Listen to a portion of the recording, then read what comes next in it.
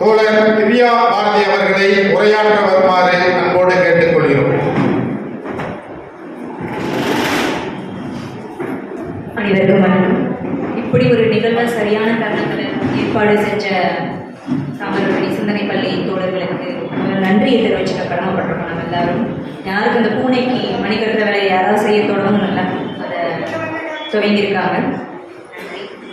உரையெல்லாம் ஆற்ற போகிறதில்ல, தோழர்கள் பெரியவங்க இருக்கிறாங்க, முழுமையாக பேசுகிறத கவனிக்கிறத நான் இன்னைக்கு வந்தேன். பட் ஆனால் என்னோட பர்சனல் எக்ஸ்பீரியன்ஸ் இருக்கிறது, நான் தமிழ் சமூகத்தில் குறிப்பாக தென் மாவட்டத்தில் பிறந்து வளர்ந்து ஒரு பொண்ணு. இன்னும் என் ஊரை சொன்னால் சாதியை கண்டுபிடிச்சிக்கிற ஊரில் தான் நிற்கிறேன். கண்டுபிடிச்சிருப்பாங்க ஆல்ரெடி, பெர்த் சர்டிஃபிகேட்லாம் பார்த்து டெஸ்டெல்லாம் எடுத்து நிறைய நல்லது. ஆனால் எங்களுடைய அடையாளமாக நான் பார்க்குறது இடதுசாரி அடையாளத்தை தான் என்னுடைய அடையாளமாக நான் எங்கேயும் வலிமையாக பதிவு பண்ண விரும்புகிறேன். என்னுடைய கட்சி தான் எளிய ஜனநாயகப்படுத்துச்சு. இல்லைன்னா நானும் தலைய சேலையை கட்டி 20 பவுனுக்கு நகையை போட்டுக்கிட்டு ஒரு குற்றவாளியாக இருந்திருப்பேன். கவினோட எதிர்த்தரப்பில் இருந்திருப்பேன்.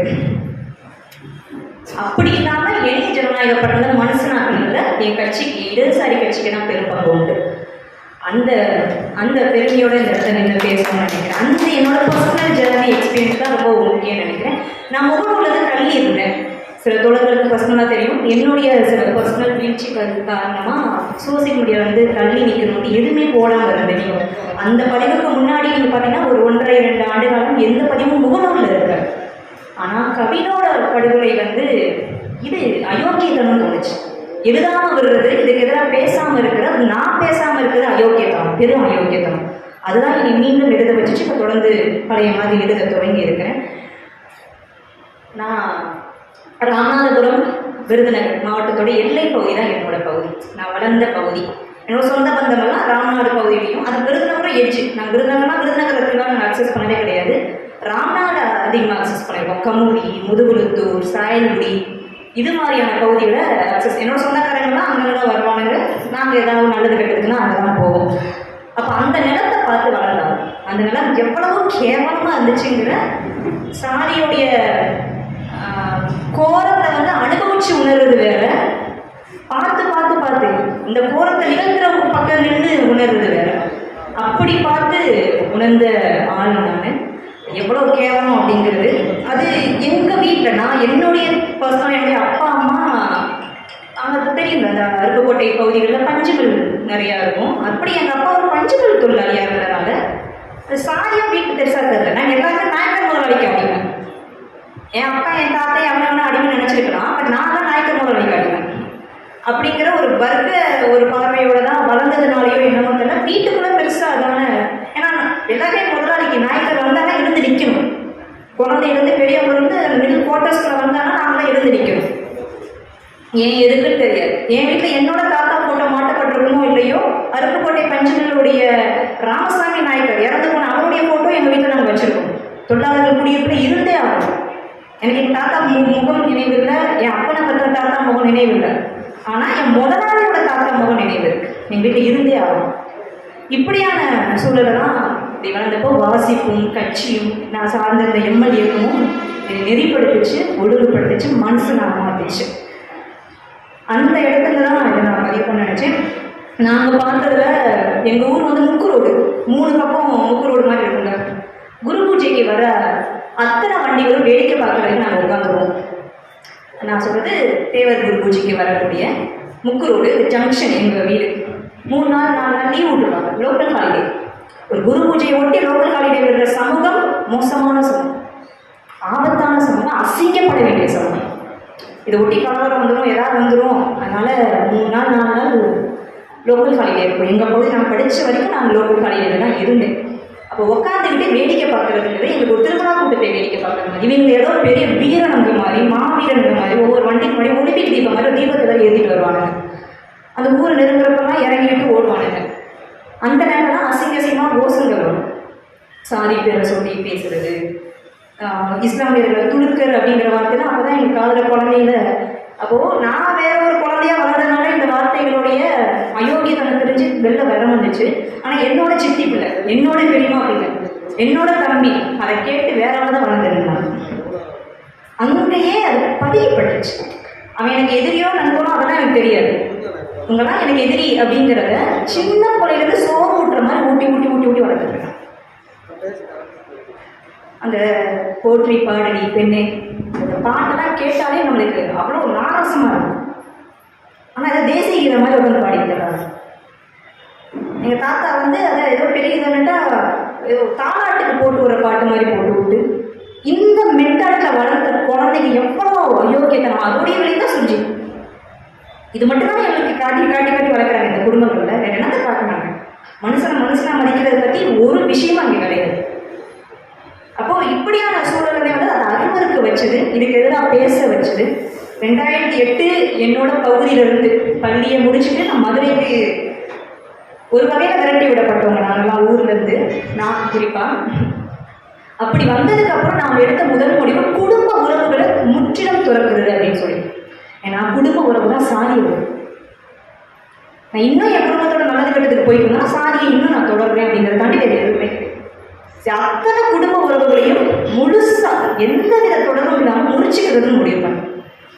அந்த வகையில் இன்னைக்கு இந்த நிமிஷம் என்னையை தேடி வர்றதுக்கும் ஆள் கிடையாது, நான் தேடி போடுறதுக்கும் ஆள் கிடையாது. அதை நான் பெருமையாக நினைக்கிறேன்.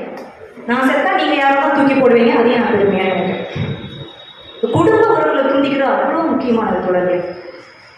நான் இப்போது நாகர்கோயிலுக்கு மூவ் ஆகிட்டேன்.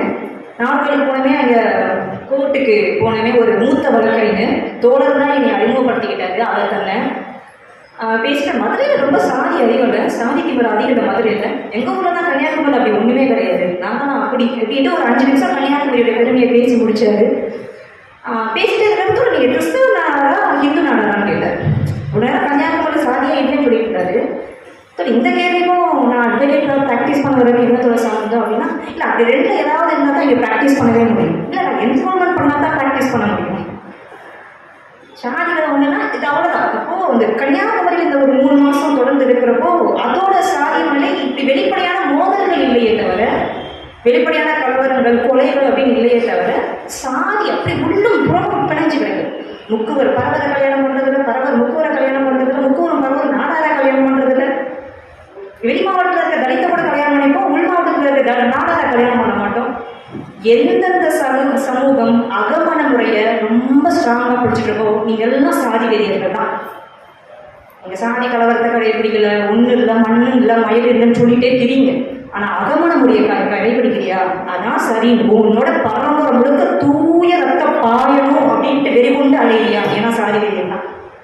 அது எந்த மதம் எந்த சாதி வித்தியாசமும் சாதி வெறியல் தான். 2019-21 குடும்ப நல ஒரு ஆய்வில், இந்திய அளவிலான அந்த ஆய்வில் தமிழகத்தில் தான் அகமண முறை இந்தியாவிலே அதிகமாக இருக்குதுன்னா. நம்ம பெரியார்மன், ஆமாம் பெரியார்மன், அது எனக்கு பெரிய பெருமிதம். சமூக நீதி அரசியல் பேசக்கூடியவன், ஆமாம் உண்மைதான். ஆனால் அகமண முறையும் அதிகமாக இருக்கிற மாநிலம் தமிழகம் அப்படிங்கிறது எதை காட்டுதுங்கிறது நம்ம தெரிஞ்சோம். எனக்கு கண்ணகி முருகேசனுடைய படுகொலைக்கு பின்னாடி தான் அந்த தோழர்களெல்லாம் அதை பற்றி பேச ஆரம்பிச்சா காணல்கிளி ஆணவ கொலைங்கிற சொல்லாடலே மாறிச்சுன்னு நினைக்கிறேன். அதுக்கு முன்னாடி வரையே இப்படியான கொலைகள் நடந்துக்கிட்டே தான் இருக்கும். அந்த கொலைகளுக்கு பேர் வைக்கல. அதனால இப்போ சமீபமாக வர செய்திகளை மட்டும் வச்சுக்கிட்டு இப்போ தான் அப்படி பெருசாக இப்போ தான் அதுக்கு மணிக்கட்டுற தோழர்கள் அமைப்புகள் நிறைய அதிகமாக இருக்கிறாங்க. ஊடக வெளிச்சம் நிறைய கிடைக்குது. இதுக்கு முன்னாடி காலங்காலமாக நடந்துட்டு இருக்கிறது தான். உசிலம்பட்டி விமாலாதேவியை எரிச்சதுக்கப்புறம் கேரளாவில் கோபால் மேனன் அப்படின்ட்டு ஒரு ஆவணப்படையர்கள் என்னை தேடி வந்தாங்க. அது குறித்து ஒரு ஆவணப்படையர்களும் என்னைய டிரான்ஸ்லேட்டராக மொழிபெயர்ப்பாளராக அந்த பகுதியில் என்னை நியமித்தாங்க. அவங்க கூட பயணிக்க போனோம். அந்த கல்லர் வீட்டுக்கு போய் விமலாதேவியை எரிச்சவங்களே நேராக போய் பார்த்தோம். அப்படி பார்த்துட்டு இருக்கிறப்ப மதுரை மாவட்டத்துடைய ஒரு டீ கடையில் நின்று டீ குடிக்கிறப்ப அது பெட்டி செய்தியாக வரும், மாவட்ட செய்திகள் அப்படின்னு சொல்லிட்டு. அது பெரிய புத்தகத்துக்கே வராது, அதாவது மாவட்ட செய்தியாகவே சுருங்கிடும். அப்படி நான் அபிராமம் கமுதி பக்கத்தில் இருக்கிற அபிராமம், கீழ அபிராமம், மேல அபிராமம் அந்த பகுதியிலையும் சாயல்குடி பகுதியிலையும் 2 பெண்கள் மரணம் அப்படிங்கிற செய்தி வந்துச்சு. அந்த செய்தி அவ்வளோதான், அப்படி ஒரு சின்ன செய்தியாக இருந்துச்சு. அது ஆவண கொலை அப்படிலாம் ஒன்றும் இல்லை, ஒரு பெண் மரணம் இன்னொரு பெண் மரணம் அப்படிங்கிற மாதிரி இருந்துச்சு. அந்த கோபால் மேனன்கிற டைரக்டர் இந்த செய்தி நான் அவருக்கு தமிழ்ல இருந்துட்டு ஆங்கிலத்தில் விளக்கணும், இங்கே போகலாம் அப்படின்னாரு. இது காணத்துக்கு நீங்களாம் குறிப்பிடல, சும்மா ஏதோ ஒரு இல்லை போகலாம் அப்படின்னா போகணும் தோழர்களே. எனக்கு அதுதான் ஒரு பெரிய விஷயங்களே தலைகீழாக ஆச்சு. அதுக்கு முன்னாடி இளவரசன் திவ்யாவுடைய படுகொலையில் ஃபேக்ட் ஃபைண்டிங் சென்னையில் இருந்தனால தோழர்களோட முழுக்க அதை இயங்கி இருக்கிறோம். இங்கேயும் அதை தினமே ஒழிக்கும் முன்னணி தோழர்களை இயங்கி இருக்கிறோம். ஆனால் அந்த 2 செய்தியை தேடி போனதான் என்னுடைய பார்வையை தலைகீழாக மாற்றிச்சு. நாங்கள் போனது அபிராம பகுதியில் முதல் வீட்டுக்கு போனோம். அப்படி இப்படின்னு அட்ரஸை கண்டுபிடிச்சி போலீஸ் ஸ்டேஷனில் கேட்டு போனால் அந்த தந்தை, பெண்ணோட தந்தை தன் சொந்த மகளை வயலால கழுத்தை நிறுத்தி கொண்டுட்டு அவரே போய் ஆஜராயிட்டார். சொந்த மகளை, வேற யாரும் எதிர்த்தரப்பெல்லாம் வந்து பண்ணல, சொந்த மகளை. சாதிய பின்னணி தான் ஆச்சரியமா இருந்துச்சு. அவங்களும் அதே ஊரில் சேர்ந்த இன்னொரு நபரும் காதலிச்சிருக்காங்க. அந்த பெண் குதிரை வண்ணார் சமூகத்தை சேர்ந்தவங்க, எதிர்த்தரப்பு ஆண் தேவேந்திர குல வேளாளர் சமூகத்தை சேர்ந்தவங்க. நாளைக்கு எதிர்ப்பு வரும், அவங்க வந்து தாங்க முடியாது, எதிர்ப்பை சம்பாதிக்க முடியாது, அதுக்காக தாங்க பிள்ளைய முன்னெச்சரிக்கையா அவனுக்கு வந்து கொள்றதுக்கு நாங்கள் கொண்டுறோம் அப்படின்னு கொண்டாச்சு. போய் ஆஜரம் ஆகிட்டேன். அப்படியேவும் அந்த செய்தியை பதிவு பண்ணி ரெக்கார்ட் பண்ணிட்டு அந்த சூரங்குடி சாயல்குடி அந்த 2 பகுதிக்கு போகிறோம். 2 நாள் நடந்த செய்தி. அங்கே சாயல்குடியில் பார்த்தா மரவர் வீட்டு பொண்ணு. அந்த பொண்ணு வந்து சூப்பர் வாஸ்கர். பொண்ணுங்களுக்கு தெரியும், ஹேர் தலைக்கு என்னது பொண்ணு சூப்பர் வாஸ்கர், கனகரைன்னு ஒன்று தேர்ப்போம். சூப்பர் வாசனை குடிச்சு அந்த பொண்ணு செத்து போயிட்டா அப்படிங்கிறதான் செய்தி. சூப்பர் வாசல் தற்கொலை அப்படின்ட்டு பண்ணுறாங்க. உள்ளக போக போக தான் பொண்ணு மரவர் சமூகம், பையன் வந்து நாடார் சமூகம், 2 பேர் லவ் பண்ணியிருக்காங்க. ஸோ இந்த பொண்ணை பகுதி பகுதியாக சித்திரவதை செஞ்சு சாகடிச்சிருச்சு இந்த மரவர் சமூகத்தை சேர்ந்த குடும்பம். அதுக்கு ஒரு கதை கட்டுறதுக்கு இந்த ரயில்வே தண்டவாளத்தில் போகிற மாதிரி சூப்பர் வாசனில் வாயில் ஊதி விட்டாச்சு. இது எங்களுக்கு பெரிய ட்விஸ்ட் என்னன்னா, நாங்கள் இந்த அம்மா இது சூப்பர் வாசனை குடிச்சு இறந்து போன மரவர் சமூகத்து பொண்ணை பிரேத பரிசோதனை செஞ்சு அங்கேருந்து தனியார் மருத்துவமனையில் இப்போ வேலை பார்க்குறாங்க. அந்த அம்மா போய் பார்த்தப்போ சூப்பர் வாசனை குடிச்சு யாருமே சாக மாட்டான். அது ஒரு கண்டென்ட் இருக்குன்னா விஷத்தன்மை உள்ள கண்டென்ட் இருக்குது, பட் உயிர் போகிற அளவுக்கான எந்த கண்டென்ட்டும் கிடையாது. அப்புறம் அவர் உடம்புல இருந்த காயங்கள் எல்லாத்தையும் சொன்னாங்க. ஸோ அதனால சூசைடு அப்படின்னு எழுதுவே எனக்கு மனசு வரல. இப்படி தான் எழுதுனால மர்டருக்கான சந்தேகத்தோடு தான் இருக்குன்னு தான் நான் குறிப்பிட இருந்தேன். இனிய மொத்தமான மரபு சமூகத்துடைய ஆட்களும் சாதி சங்கமும் வந்து மிரட்டி என்னுடைய ரிப்போர்ட்டை மாற்றி கவர்மெண்ட்டோட டாக்டர் வேத பரிசோதனை ரிப்போர்ட்டை மாற்றிட்டு போயிடும். இந்த 2 கொலைகளும் எவிடன்ஸ் கலெக்டருடைய பதிவுலேயே இல்லை. அப்போ இப்படி நமக்கு தெரியாமல் அரசு சொல்லாத எவிடன்ஸ் தோழர் சொல்கிறாரு, எவிடன்ஸ் தோழர் வராமல் இன்னும் கீழே நடந்துக்கிட்டே. அப்போதான் தெரியுது என்னோட குடும்பத்தை சேர்ந்த என் வீட்டில் சூப்பர் வாசனை குடிச்சு செத்து போன அக்காக்கள்லாம் செத்து போகலை, கொலை செய்யப்பட்டார்கள். நான் கேள்விப்பட்ட அத்தனை சூப்பர் வாசகர்கள் குடிச்ச சூசைடும் கொலை தான். இந்த மரபர் சமூகத்தை சேர்ந்த முக்குழுத்து சமூகத்தை சேர்ந்த தன்னுடைய வீரத்தை காட்டுறதுக்கு சூப்பர் வாசனை போட்டு கொண்டிருக்காங்க அப்படிங்கிற விஷயத்த அதுதான் எங்களுக்கு பெருசாக வெளிப்படுச்சு. இந்த கொலைகள், இந்த விஷயங்கள், இதுக்கான விஷயங்கள் அம்பேத்கர் என்ன சொன்னாரு, மார்க்ஸ் என்ன சொன்னாரு, குடும்பம், அரசு, தனி சொத்து ஆகியவற்றின் தோட்டத்தை ஏங்கல்ஸ் என்ன சொன்னாரு, அப்படிதான் பேசணும். பேசி கண்ணகி முருகேசனுடைய மரணத்துக்கு அப்புறம் ஏதாவது திருந்திடுச்சா, மாறிடுச்சா? இளவரசனுடைய மரணத்துக்கு அப்புறம் ஏதாவது மாற்றத்தை கண்டிருக்கோமா? யார் மாறி இன்னும் இறுக்கமா இருக்குல்ல, கும்மி அடிச்சுட்டு இருக்காங்க, வள்ளி கும்மின்ட்டு சத்தியம் வாங்கிட்டு இருக்காங்க. பச்சை கலருக்கு நிறைய கலாச்சாரம், அது பார்க்கறதுக்கு அழகா இருக்கும். ரீல்ஸ்ல வேற மில்லியன் கணக்கில் போகுது. ஒரு குரு எப்படி மாறுது பாருங்க. ஃபுல்லா இன்னைக்கு இந்துத்துவமயம், எல்லா சாதியும் எந்த சாதியும் அது விதிவிலக்கு இல்லை. இங்கெல்லாம் பிராமின்ஸ்லாம் ஜஸ்ட் பிஜேபியா மாறுவாங்க. இன்னைக்கு பட்டியல் சாதியில் இருக்கிற அக்கறை சாதியும் உட்பட பிஜேபியா மாறட்டும் அப்படின்னு வச்சுக்காங்க. எல்லாத்தையும் இதை எடுக்கலாம். நீங்க பாத்தீங்கன்னா பிஜேபி வந்து இந்த கருணை அந்த மாதிரியான ஆணவ கொலைகளை பெருசா கண்டிக்காது. பட்டும்படாம திராவிட கட்சிகள் ஒரு மாதிரி கண்டிப்பாங்க. பிஜேபி ரொம்ப ஷார்ப்பாகவே அதை தள்ளி போகும். ஆனால் கடந்த 1-2 மாதத்துக்கு முன்னாடி நான் நாகர்கோவில் வந்ததுமே குலசேகரம் பகுதியில் ஒரு இஸ்லாமியர் வீட்டில் ஒரு கோவை பகுதியை சேர்ந்த ஒரு தலித் இளைஞர் தூக்கு போட்டு செத்து கிடந்தார். அதை உடனே பிஜேபிக்காரங்க கன்னியாகுமரி போஸ்டர்லாம் ஓடினாங்க. ஏன்னா அது நடந்தது முஸ்லீமோட வீட்டில். இந்த கொலையெல்லாம் கண்டிப்பாக மாட்டோம். ஏன்னா இதை கண்டிச்சோன்னா இந்து ஒற்றுமை பாதிக்கப்படணும்ல. இந்த இறை சாதியையும் இருக்க பட்டியல் சாதியையும் நாங்கள் கண்டிச்சோன்னா இந்து ஒற்றுமை பாதிக்கப்படணும். தெளிவாக இருக்கலாம் எதை கண்டிக்கணும் எதை கண்டிக்கக்கூடாது அப்படிங்கிறது. திராவிட கட்சிகளுக்கும் மற்ற கட்சிகளுக்கும் இங்கே இருக்கிற பேரும் தடை, மற்ற விஷயங்களை நின்று போராடுறவங்க இதெல்லாம் ஏன் எல்லா கட்சிகளும் சாதியை போட்டு நம்பி தானே இருக்கும். சமூக நீதி பேசுகிற கட்சிகள் உட்பட வேட்பாளரை நிறுத்தம்னா எந்த தேர்தலில் எந்த தொகுதியில் எந்த சாதி அவரை போட்டால் தான் நிப்பாட்ட முடியுங்கிற கணக்கு எல்லா கட்சிகளுக்கும் இன்னைக்கு ஆயிடுச்சுங்க. ஒரு ஒன்றிய செயலாளரை போகிறது கூட எந்த சாதியை சேர்ந்தவரை போடணும் அப்படிங்கிறது முற்போக்கு கட்சிகள் உட்பட யோசிக்க தொடங்கிட்டோம்ல, முற்போக்கு கட்சிகள் உட்பட. அப்போ சாதியினால எல்லாம் கட்டமைக்கப்பட்டுச்சு அப்படின்னு குடும்ப அமைப்பை சொன்னோம், சாதி நிறுவனத்தை சொன்னோம், மதத்தை சொன்னோம், கட்சிகளும் இன்னைக்கு அது மாதிரி தான் கட்டப்பட்டு. அப்போ இந்த கட்சிகள் கிட்ட வேறு எந்த அறத்தை நம்ம எதிர்பார்க்க முடியும் அப்படிங்கிறதும் எனக்கு தெரியல. கண்ணகி முருகேசனுடைய படுகொலை நான் குழந்தையா இருக்கிறேன் 2003, எனக்கு என்ன 11-12 வயசு இருக்கும். தீர்ப்பு எப்போ வருதுங்க? 2021 தீர்ப்பு வருது. 18 வருஷம்.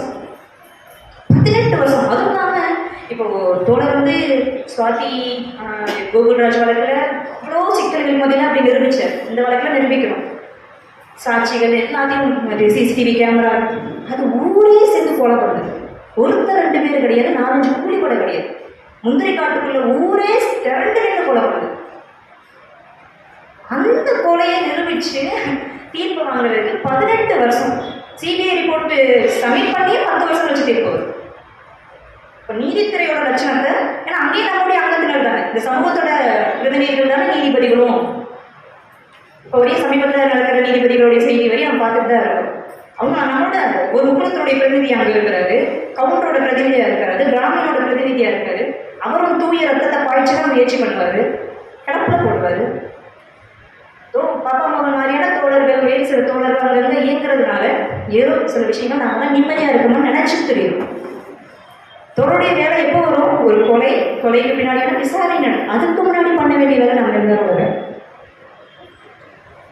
சரி, தோழர்களை பார்த்துப்பாரு. தோழர் மாதிரி அடுத்த சென்னையில் இருக்காங்க, மதுரையில் இருக்காங்க, ஹியூமன் ரைட்ஸ் அட்வொகேட்ஸ் இருக்காங்க. சாவு நடக்க எதிர்பார்த்துட்டு இருக்கோமா? சாவை தடுக்கிறதுக்கான வேலைகளை உள்ளும் புறமாக வேற மாதிரி பார்க்க வேண்டியிருக்கு. தோழரை பழைய மெத்தடில் பார்க்க முடியலங்க. எனக்கு வினோதமாக இருந்துச்சுன்னா, எனக்கு சுகுமாரன் தோழர், பாண்டிச்சேரி சுகுமாரன் தோழர் எனக்கு ரொம்ப நெருக்கமான தோழர். அவர் கண்ணகி முருகேசன் வழக்கு தொடர்பாக இன்ச்சா என்ன பகிர்ந்து கொள்கிறப்போ அதில் சார்ஜ் ஷீட்டில் சேர்க்கப்பட்ட 2 போலீஸ்காரனுங்க, ஒருத்தன் பேர் தமிழ்மாறு, ஒருத்தன் பேர் செல்லமுத்து. ஒரு மீது தான் விழிக்கணும் அவனுங்களுக்கு என்ன. ஸோ தமிழ்மாறன் அந்த நிகழ்வு நடந்த இடத்தையும் விசிட் பண்ணியிருக்காரு. அந்த 2 உடல்கள், கண்ணகி முருகேசன் உடல் எரியும் போதும் கண்ணாக பார்த்துருக்காரு. ஆனால் எஃப்ஐஆரை பதிவு பண்ணது ஜூலை 8 சம்பவம், ஜூலை 17 எஃப்ஐஆரை பதிவு பண்ணார். எஃப்ஐஆரை பதிவு பண்ணது மட்டும். அப்போ தமிழ்மாறன் யாரு அப்படி பார்த்தா தேவர் சமூகத்தை சார்ந்தது. ஒரு வன்னியரோட சாதி வரியை காப்பாற்றுறதுக்கு இந்த தேவர் சமூகத்தை சார்ந்தவன் அங்கே போய் அந்த வேலையை பார்க்குறேன். நாளைக்கு தாமரைக்கு நடக்கும்ல, தாமரை இப்படி ஒரு அக்யூஸ்ட் நான் மாறணும்ல. அப்போ இன்னொரு சக அக்யூஸ்டுக்கு இன்னொரு அக்யூஸ்டு, பரம்பரை அக்யூஸ்டு துணை போகிறதுக்கான இந்த வேலையை பார்த்தவர். அவர் இன்னொரு செல்லமுத்துங்கிறவர் வேட்டுவ காங்கிரஸ் சமூகத்தை சார்ந்தவர். அப்போ இவனுங்க எல்லாம் நீதித்துறையையும் காவல்துறையையும் ஆக்கிரமிச்சு வச்சுக்கிட்டு நம்ம இந்த சுஜித்தோட அப்பா அம்மாவை யோசிச்சு பாருங்க. சுஜித்தோட நிலைமையெல்லாம் என்ன சொன்னாங்க, போலீஸ்காரனுங்க. அப்போ இவனுக்கு இத்தனை ஆண்டுகளாக எத்தனை சாதியம் தொடர்பான வழக்குகளை எப்படி ஹேண்டில் பண்ணியிருப்பாங்க? இத்தனை ஆண்டுகள் அவங்களுக்கு எவ்வளோ துரோகத்தை ஒதுக்கப்பட்ட மக்கள் சந்திச்சிருக்கோம். இவனுங்கெல்லாம் ஸ்டேஷனில் உட்கார வச்சுருக்கோம். தமிழக அரசு தோழர் இருக்காரு, இது மாதிரியான அந்த சாதிய அடர்த்தி அதிகம் உள்ள மாவட்டங்களில் அதே சமூகத்தை சார்ந்த ஒடுக்கப்பட்ட மக்களுக்கு எதிராக செயல்படக்கூடிய அந்த நபர்களையும் மீண்டும் மீண்டும் பதவியில் போடுறத கொஞ்சம் யோசிக்கணும். அது ஒரு பெரிய மாற்றம். அதில் ஒரு ஜனநாயகம் படுத்துறதுங்கிறது தொடர்ந்து ஆரம்பிக்கும் அப்படிங்கிறத. அப்புறம் இதற்கு பின்னாடி அமைக்கிற கமிஷன்ஸ், அதாவது தோழர் நிறையா பார்த்துருப்பாங்க. அவங்க வயசுக்கு இன்னும் நிறையா பல்வேறு ஆனங்களையும் மட்டும் இல்லை, அது தாண்டிய விஷயங்களையும் கமிஷன்ஸ் பார்த்துருப்பாங்க. அது இளவரசனுடைய வழக்கில் அமைக்கப்பட்ட சிங்காரவேலு கமிஷன் இருக்குல்ல, எதுக்கு? அது தற்கொலையை முடிச்சுட்டீங்க. உயர்நீதிமன்றத்துலேருந்து எல்லா இடமும் தற்கொலையும் முடிச்சுட்டீங்க. அதை பார்த்து தான் யுவராஜ் அண்ணாவும் மாவீரனும் போய் போடுறாரு. அதே இதில் போயிட்டு தண்டவளத்தை போடுறாங்க. அது மாடல் இருக்குல்ல, இது முக்குளத்தூர் தான் ரொம்ப விவரமாக சூப்பர் வாசம் சொல்லி நிற்கிறாங்க. அவங்க கொஞ்சம் வளர்ந்துட்டாங்க போது.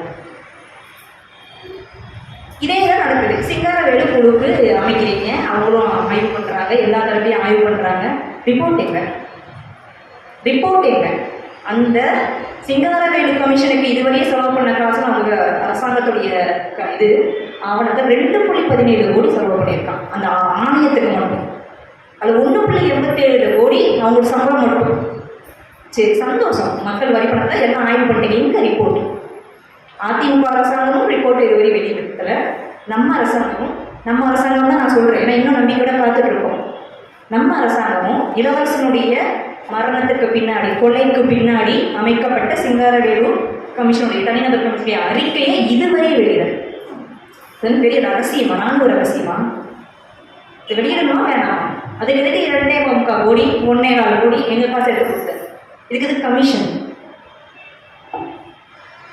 அப்போ இது மாதிரியான விஷயங்கள் குறித்து வர்றப்ப ரியாக்ட் பண்றது, நம்ம போய் ஃபேக்ட் ஃபைண்டிங் போறது, பேசுறது, ஒரு மாதிரி ஒரு என்ன சொல்றதே தெரியல.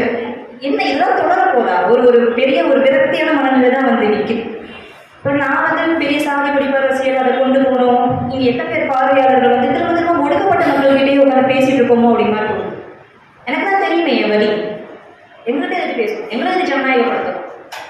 போய் அவங்க எங்கிட்ட கூட்டத்தை போது அவங்க குடும்பத்தை போய் உழவை, அந்த சொந்த சாதிக்கு எதிராக சூனியம் வைக்கி இந்த வேலையை பண்றதை விட்டுட்டு சாட்டா வந்து ஆல்ரெடி தலித் மக்கள், ஒடுக்கப்பட்ட மக்கள் அமைப்பா திரண்டு இருக்காங்க. திரண்டு இருக்க மேலேயே வந்து கண்ணை விட முடியறது ஏன்னா நிறைய பேர் பார்த்துட்டு இந்த அயோக்கியத்தெல்லாம் வேணாம்னு நினைக்கிறேன். இதுக்கு மேல அவங்களுக்கு தெரியும். முத்துப்பட்டன் முதல் கவி வரை அப்படிங்கிறது முத்துப்பட்டனுடைய வில்லுப்பாட்டு திருநெல்வேலி ஊர்ல இன்னும் கூட தொடர்ந்து ஒழிச்சிட்டு இருக்குன்னு நினைக்கிறேன். அவருடைய வானமாமலுடைய ஆய்வு வந்து 300-400 வருஷம் அப்படின்னு சொல்றாரு. உண்மை கதையாக தான் இருக்குங்கிறதுனால அத்தனை கதவுகளை சொல்றாரு. ஆனால் தான் வில்லுப்பாட்டு இன்னும் கூட ஒழிச்சிட்டு இருக்கு. அப்போ இன்னொரு 400 வருஷம் கழிச்சு கவினோட கதையையும் வில்லுப்பாட்டை மாற்ற போறோமா? அன்னைக்கு பாடி தெரிய போறோமா? விக்டிம் ஸ்டோரி அப்படிங்கிறதாவே கண்டினியூ பண்ண போறோமா அப்படிங்கிறத எனக்கு நினைக்கிறேன். இதை மாத்துறதுல அப்படிங்கிறதுல அம்பேத்கர் சொல்ற மாதிரி ஒரு சாதிங்கிறது கண்ணுக்கு தெரியுற சுவரெல்லாம் கிடையாது, கொண்டு போய் ஆயுதங்களை வச்சு உடச்சி தள்ளுறது அப்படிங்கிறதெல்லாம் கிடையாது. இது ஒரு கருத்தாக்கமா இருக்கு, உங்களுக்குள்ளேயும் எனக்குள்ளேயும் இருக்கு, வெவ்வேறு லெவல்ல இருக்கு. நாம எல்லாரும் அந்த சுய பரிசோதனை செய்ய வேண்டிய தேவை இருக்குன்னு நினைக்கிறேன். எனக்குள்ள சாதி எங்க இன்னும் இருக்கு, அந்த மிச்ச சொச்சம் எங்கெங்க இருக்கு, அந்த மிச்ச சொச்சத்தை எப்படி நான் தவிர முடியாது, அந்த மிச்ச சொச்சம் என்ன மீறி வெளிப்படுதில்ல அதை நான் எப்படி உடைக்கிறேன், அதை நம்ம எல்லாருமே உள்ளக்கும் சுய பரிசோதனை செய்ய வேண்டிய தேவை. அதை பண்றது மட்டும்தான் ஒரு பெரிய தீர்வை கொடுக்குமே தவிர ஒரு ஒட்டுமொத்தமான இயக்கம் அதை என்ன பண்ணுறதுன்னு தெரியல. அதுல இருந்தாலும் ஒடுக்கப்பட்ட மக்கள் மட்டுமே பேசுற, பட்டியல் சாதி மக்கள் மட்டுமே பேசுற விஷயங்கள். ஏன்னா ஒரு அம்பேத்கரிஸ்டா இருக்க வேண்டிய கடமை ஓபிசினருக்கு தான் ரொம்ப. சாதி முடிப்பை உயர்த்தி பிடிக்க வேண்டிய கடமை ஓபிசினருக்கு தான். அதை எப்பெல்லாம் ஒரு முற்போக்கு டெமோக்ரட்டைஸ் ஆன ஒரு தோழர்கள் கூட்டம் செய்ய தயங்குதோ அப்போ தோத்து போறோம்ன்றது. அதை பதிஞ்சு கட்டிக்கிட்டு தோழர்கள் செய்ய தோணும். இந்த விஷயத்த நான் தான் ரொம்ப ஸ்ட்ராங்கா பேச முடியும். ஏன்னா இந்த அமைப்புல இருந்து நான் தான் இந்த மாதிரி கல்ல ஸ்ட்ராங்கா எரிய முடியும். எனக்கு இன்னும் கூட உரிமை இருக்கு, இன்னும் சொல்ற இன்னும் ப்ரீவிலேஜ். இதை அவர் பேசுறதுக்கும் நான் பேசுறதுக்கும் வித்தியாசம் இருக்கு. உடனே அடிப்பானுங்க, உடனே தாக்குதலுக்கு உள்ளவா. எனக்கு வேறு சில ப்ரீவிலேஜ் இருக்கு. அந்த ப்ரீவிலேஜ் நான் பயன்படுத்த இதே சாதிக்கு இந்த சாதி வெறிக்கே தான் பயன்படுத்தணுங்கிறது நான் தெளிவாக இருக்கிறேன். என்னோட கம்யூனிஸ்ட் கட்சியுடைய எனக்கு சொல்லி கொடுத்த அந்த ஜனநாயகப்படுத்தல் பாடல் பதிவு இது மட்டும் தான் திரும்ப சொல்லுது. அப்புறம் இன்னொரு ஒரு அச்சமூட்டக்கூடிய ஒரு சங்கடத்துக்குள்ளாக இருக்குன்னா எல்லாத்தையும் ஓப்பனா எனக்கு நம்ம எப்பவுமே தெரியும் தோழர்களுக்கு மறைச்சு பேசுறது, இந்த மேலை நாகரிகம் கருதி அப்படியெல்லாம் ஒன்றும் கிடையாது. என்ன உண்மையை பேசணும் அப்படிங்கிறத நான் சொன்ன ஒரு குதிரை வண்ணா சமூகத்து குழந்தைய அவரே அவருடைய பிள்ளைய கழுத்தரிச்சு கொண்டாரு. தேவேந்திரபுரம் மேலார் சமூகத்துக்கு பயந்து நம்ம அருப்புக்கோட்டை பக்கம் கோவிலாங்கலத்தில் அருந்ததிய சமூகத்தை சேர்ந்த அழகேந்திரன் எப்படி ஆணுறுப்பி அறுத்து உயிரோடு இருக்கும்போது, கொன்னதுக்கு அப்புறம் கிடையாது, கொன்னதுக்கு அப்புறம் சதைக்கிறது ஒன்று நடக்கும். உயிரோடு இருக்கும்போதே ஆணுறுப்பையும் கழுத்தையும் அறுத்து போன 2024 என் சொந்த ஊருக்கு பக்கத்தில் தூக்கி போட்டு போயிருக்காங்க. அதே நிகழ்வுகள் இன்னொரு ஒரு பட்டியலின சாதியை சேர்ந்த ஒரு சமூகம் அப்படிங்கிறது இப்போ நம்ம தூத்துக்குடியில் நடந்தது. சோலைராஜ் ஜோதி எப்படி ரத்த வளர்ந்து அவங்க வீட்டு வாசலை கிடந்தாங்க. இது ரெண்டுமே பட்டியல் சாதிக்கு இடையில நடந்த ஒரு படுகொலை, ஆணவ படுகொலை. சாதிங்கிறது யாரையும் விட்டு வைக்கல அப்படிங்கிற இந்த உணர்வையும் நம்ம சேர்த்து பேச வேண்டியிருக்குது. அது எங்க இருந்தாலும் யார்கிட்ட இருந்தாலும் அது ஆபத்து தான். அவன் துரோகி தான், அவன் அம்பேத்கருக்கு எதிரானவன் தான். என்ன உடை தரித்திருந்தாலும் என்ன அரசியலாக பண்ணிக்கிட்டு இருந்தாலும் அதை மட்டும் நம்ம தொடர்ந்து அதையும் சத்தமாக பேச வேண்டிய தேவை. அப்படி நிறைய விக்டிம்ஸ் வர ஆரம்பிச்சுட்டாங்கல்ல. அந்த படுகொலை நான் பேச மாட்டேன் அப்படிங்கிறது முழுமையாக அதற்கு எதிரான போராட்டமாக இருக்காது அப்படிங்கிறது தான். அப்புறம் இதை தாண்டி நான் சமீப 7-8 ஆண்டுகளாக திருநங்கைகள் மத்தியிலையும் LGBTQ கொயர் கம்யூனிட்டி மத்தியிலையும் ஒரு தொடர் பணிகளை செஞ்சுட்டு வரேன் அப்படிங்கிற நபருக்கு அந்த ஆணவ கொலைங்கிறது சாதி பாலினம் கடந்து விரிஞ்சிட்டு அவ்வளவு திருநங்கைகள் இங்கே வந்து படுகொலை செய்யப்பட்டிருக்காங்க, ஆணவ படுகொலை செய்யப்பட்டிருக்காங்க. திருநங்கையே மாறினதுக்காக கொயர் கம்யூனிட்டிக்குள்ள இருக்கிற அவங்களோட செக்ஸுவாலிட்டி காரணமாக ஆணவ கொலை செய்யப்படும் 2 பெண்கள் ஒரே நேரத்தில் வயிற்று வலி தாங்காம சூசைட் பண்ணி செத்துக்கிட்டாங்களாம். போய் பார்த்தோன்னா 2 பெண்கள் அவங்க ஒரு பாலின சேர்க்கையில் இருந்த அந்த பெண்கள் அந்த கால உறவுல இருந்த பெண்கள், அதனால கௌரவ கொலை அப்படிங்கிற இங்கே நடக்கிற கொலை இதை வெளியவே வரல. ஆணவ படுகொலைகள் நீண்டுட்டு மதம் கடந்து சாதி கடந்து பாலினம் கடந்து நீண்டு அவ்வளோ ஒரு பெரிய ரூட்டடான விஷயமா இருக்கு. இதுக்கு ரொம்ப ரொம்ப அடிப்படை பிரியாத்தோட சுட்டி காட்ட மாதிரி சாதியை எவ்வளோ ஹைலைட் பண்ணுறோமோ அதே அளவுக்கு ஆணாதிக்கத்தை ஹைலைட் பண்ணணும். இந்த ஆம்பளை கருத்து உமன் என்னோட ப்ராப்பர்ட்டி, நீ என்ன மாரி எப்படி யோசிக்கலாம்? பெண்ணோட பெண்ணூருக்காக இவ்வளோ சாதி தூய்மை பேர் கொண்டு வச்சிருக்காங்க. அவள் தானே அந்த ரத்தத்தை தூய்மையான ரத்தத்தை பாய்ச்சி ஆகணும். நீ எப்படி தனியாக யோசிச்சுக்க? உனக்கு எப்படி யோசிக்க திமிரு வரும்? எங்களை தாண்டி நீ எப்படி போயிடுவ? அடிப்படையில் சொத்து வந்து கலைத்துக்கு போகணுமா அப்படிங்கிற ஒரு விஷயம். நந்தீஸ்வரங்களை நந்தீஸ்வர சகோதரர் சொன்ன இதுதான். சுவாதீஸ்வருடைய குடும்பத்துக்கு பிரிக்கப்படாத சொத்து இருந்துச்சு. அது பெரிய லேண்ட். அது பிரிக்கப்பட்டுச்சுன்னா அவளுக்கு ஒரு பங்கு வரும் சட்டப்படி. அந்த பங்கு எப்படி நந்தீஸ்வருக்கு போகிறது? ஒரு தலித்துக்கு போகிறது. நீங்களோட சொத்தை பாதுகாக்கணும், ஒன்று மாதிரி இந்த தூய்மையை பாதுகாக்கணும். இதுக்கு பொம்பளைங்களை பயன்படுத்தணும். அதனால் இந்த ஆதிக்க சாதியில் பிறந்து தொலைச்ச எப்படி ஒடுக்கப்பட்டவர்கள் அந்த சாதியை அவங்க தேர்வு செய்யலையோ, ஆதிக்க சாதியில் பிறந்த பெண்களும் அதை அவங்க தேர்வு செய்யலை.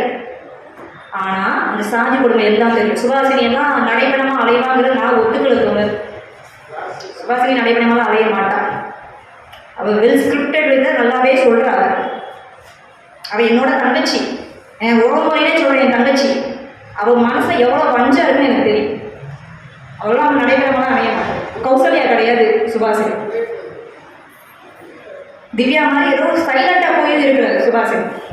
சுபாசினி தேர்ந்த விஷயத்தை இது பண்ணுறாங்க. என்னால் அவளுக்கு சார்பெல்லாம் எடுக்க முடியாது. அவள் ஒரு சாதி வெறியர் தான். A4ஓ A5ஓ அவள் வர வேண்டியவ தான். தோளுடைய ட்ரையலில் கண்டிப்பாக சுபாசினியும் A5ஓ A4ஓ சேர்க்கப்படுவான். அதுக்காக நான் என்னோட வழக்கறிஞர் பதிவு வந்து தொடர்ந்து அரசாங்கத்தால் தடை செய்யப்பட்டு இப்போ தான் மீண்டும் எனக்கு கிடைச்சிருக்கு. என்னுடைய விஷயங்கள்லேருந்து இப்போ தான் ஏதோ ப்ராக்டிஸ் அப்படின்னு ரெகுலரைஸ் பண்ணியிருக்கேன். அந்த வகையில் திருநெல்வேலி கோர்ட்டில் நடக்க போகிற இந்த கவினுடைய படுகொலைக்கு எதிரான இந்த வழக்கு வேலைகளில் முழுமையாக நான் நிற்பேன். அதை தான் நான் வழக்கறிஞர் ஒரே வேலை.